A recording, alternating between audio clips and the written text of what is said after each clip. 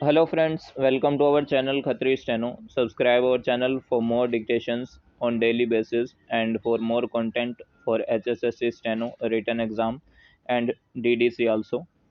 So अब जो हम करेंगे वो हम ऑप्शनल टाइप क्वेश्चन करेंगे, एक एक सीरीज हम कंप्लीट करेंगे हर क्लास में। तो एमसीक्यू क्वेश्चन हम यहाँ पर देखेंगे। जैसे पहला क्वेश्चन हमारा shorthand is dash a language नहीं हो सकती। An art of representing spoken sounds by character हो सकती है, लेकिन आगे ऑप्शन देखते हैं। An art of writing in English language, नहीं, हम इसको इंग्लिश लैंग्वेज में नहीं लिखते।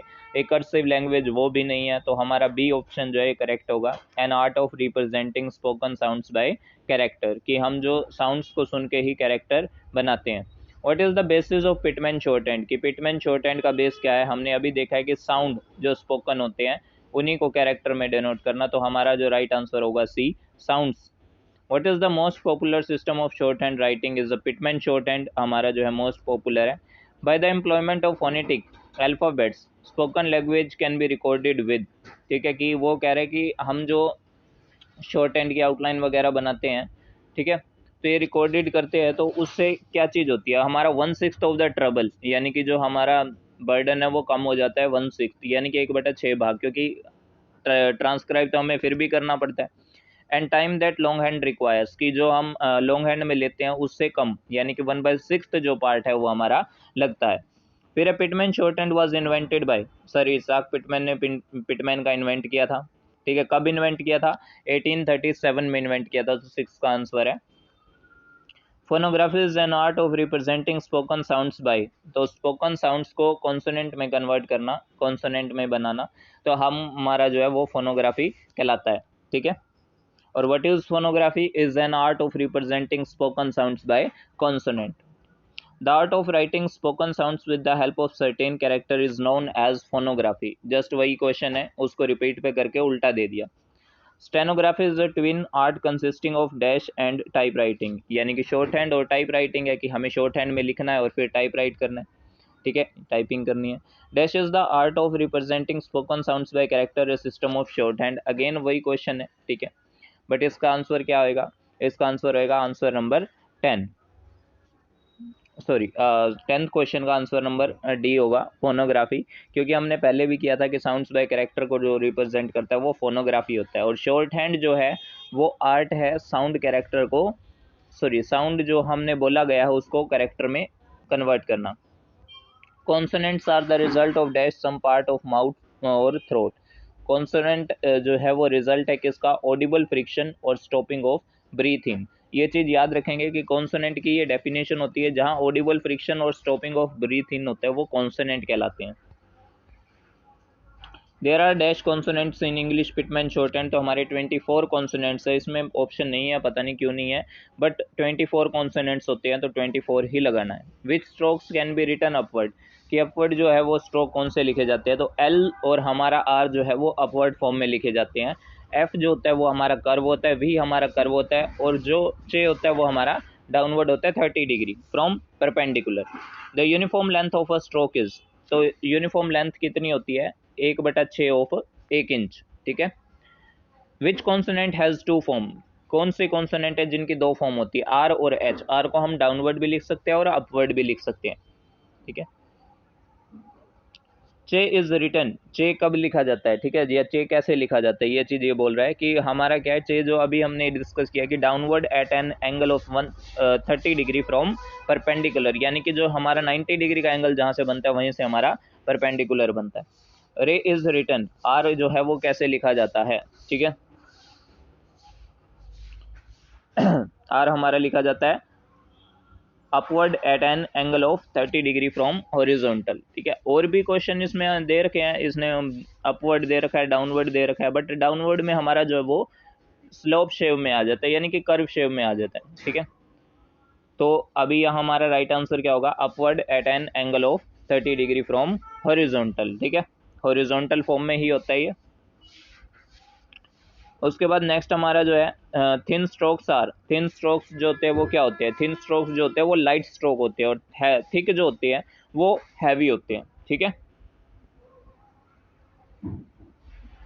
अगला ही क्वेश्चन जैसे इसमें आ गया, तो थिक स्ट्रोक हमारे क्या होते हैं? थिक स्ट्रोक जो होते हैं हमारे वो हैवी स्ट्रोक होते हैं।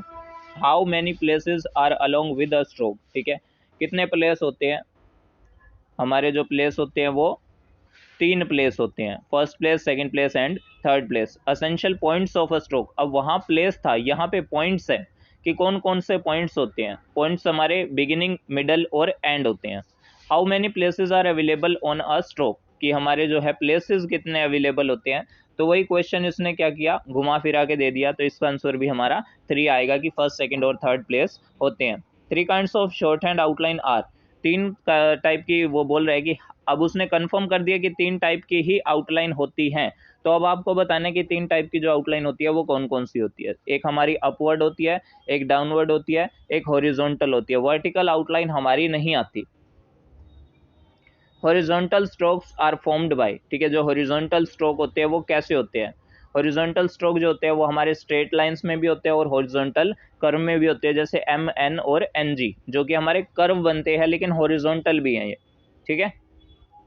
फिर उसके जस्ट बाद है aspirate classifications of consonant has got dash consonant, कि एस्पायरेट में हमारे कितने कॉन्सोनेंट आते हैं, ठीक है, एस्पायरेट में हमारे 2 कॉन्सोनेंट आते हैं, ठीक है, but according to me aspirate में सिर्फ एक एच कॉन्सोनेंट आता है, जो वो दूसरे होते हैं वो कोल्सकेंट्स होते हैं। अगर वो कैटेगरी नहीं दे रखी तो हम एस्पायरेट को उस फॉर्म में रख सकते हैं।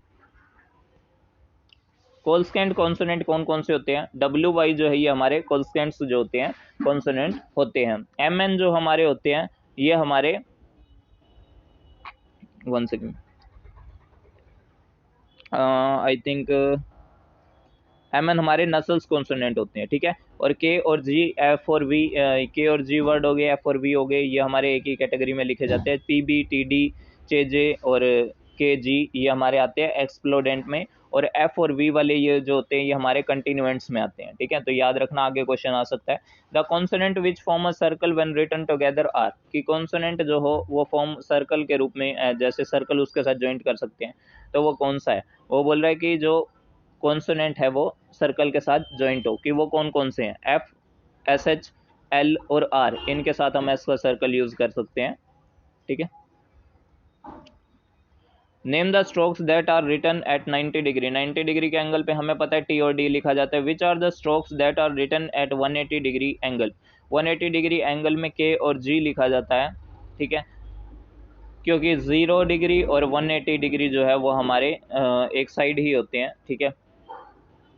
इन how many ways can you return right consonant H, अब यहाँ कॉन्सोनेंट एच की बात कर रहे हैं, वो एच को कितने प्रकार से लिखो ये नहीं बोल रहा, ठीक है। कॉन्सोनेंट एच को हम 2 ही तरीके से लिख सकते हैं, एक अपवर्ड एंड एक डाउनवर्ड, बट अगर वो पूछता है कि हम एच को किस तरह लिख सकते हैं, कितने बार किस टाइप से लिख सकते हो, एच को हम 4 टाइप से लिख सकते हैं, एक एच अपवर्ड, एक एच डाउनवर्ड, एक एच का थिक और एक एच का डॉट इन द मिडल।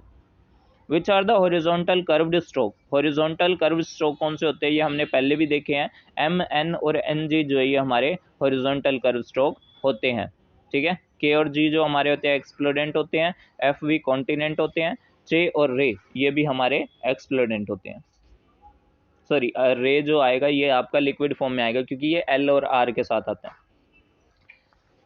वो ये फर्स्ट 8 कॉन्सोनेंट रिप्रेजेंट करते हैं एक्सप्लोडेंट्स को। The sloping curves are called, जो स्लोप होता है उनका वो क्या कहलाते हैं स्लोपिंग जो कॉन्सोनेंट्स होते हैं वो हमारे कंटिन्यूएंट्स कहलाते हैं, ठीक है, जो यानी कि जो मुड़े हुए होते हैं, जैसे एफ वी, ठीक है, जो स्लोप टच करते हैं।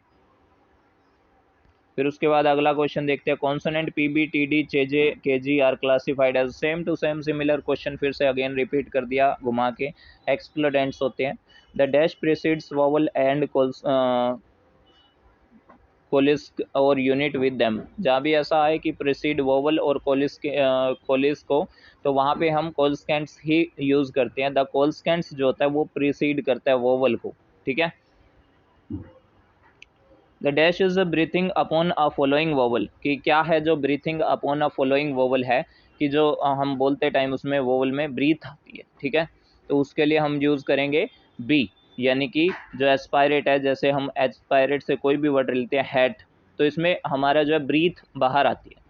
Dash are those consonants which are pronounced through nose simultaneously, कौन से ऐसे वर्ड्स हैं जो कैटेगरी में आते हैं जिसके थ्रू जो नोज से बोले जाते हैं, ठीक है। एम एन एन जी, ठीक है, तो ये हमारे जो फॉर्म होंगी नसल्स फॉर्म होंगी। Dash are those consonants which flow into union with other consonant and thus produce double consonants, की डबल कॉन्सोनेंट्स जो प्रोड्यूस किए जाते हैं तो वो हमारे लिक्विड फॉर्म में होते हैं, जैसे एल आर और आर आर, ठीक है, जिसमें साउंड आती है एल आर आर आर, ठीक है, तो हमारा लिक्विड फॉर्म राइट आंसर होगा। In how many groups the consonants are classified, तो 6 कैटेगरी में कॉन्सोनेंट्स जो क्लासीफाई होते हैं, जिसमें पहला एक्सप्लोडेंट, कंटिन्यूएंट्स, नसल्स, कोल्सकेंट्स, लिक्विड फॉर्म, ठीक है, और aspirate. In which direction W और वाई आर रिटर्न, वो नीचे से ऊपर की तरफ जाते हैं, तो हमारा इसका राइट आंसर होगा upward. Liquid classification of consonants has dash consonants, liquid classification में दो ही कॉन्सोनेंट होते हैं, ठीक है, एक एल और एक आर। अब आर अपवर्ड और डाउनवर्ड दोनों ही आर ही बोले जाते हैं, इसलिए हम इसको लिक्विड में दो ही काउंट करते हैं। What is the base of consonant, consonant का बेस क्या है, ये साउंड प्रिंसिपल है, ठीक है। कॉन्सोनेंट एफ और वी, थी, इथ और थी, एस और जेड, या एस एच और जेड एच, ये क्लासीफाई होते कौन से में, ये वापस वही घुमा फिरा के दे रहा है, तो ये कंटिन्यूएंट्स होते हैं, ठीक है। Dash is a sound produced as a result of audible friction और stopping of the breath in some parts of the mouth और थ्रोट, ये हमने पहले भी देखा था। ऑडिबल फ्रिक्शन जहाँ स्टॉप होती है या ब्रीथ जो स्टॉप होती है उसको हम क्या बोलते हैं, कॉन्सोनेंट्स बोलते हैं, ठीक है। तो ये हमारा जो था पहला चैप्टर कंप्लीट हो गया, अगला चैप्टर हम अगली क्लास में देखेंगे, ठीक है। तो ये मैंने आपको एक्सप्लेन किया, अगर इसमें मुझसे कोई गलती हुई हो या मैंने कुछ गलत बताया हो तो आप कमेंट सेक्शन में मुझे राइट आंसर बता सकते हैं, ठीक है। मिलते हैं नेक्स्ट क्लास में, तब तक के लिए be practice. Thanks to all.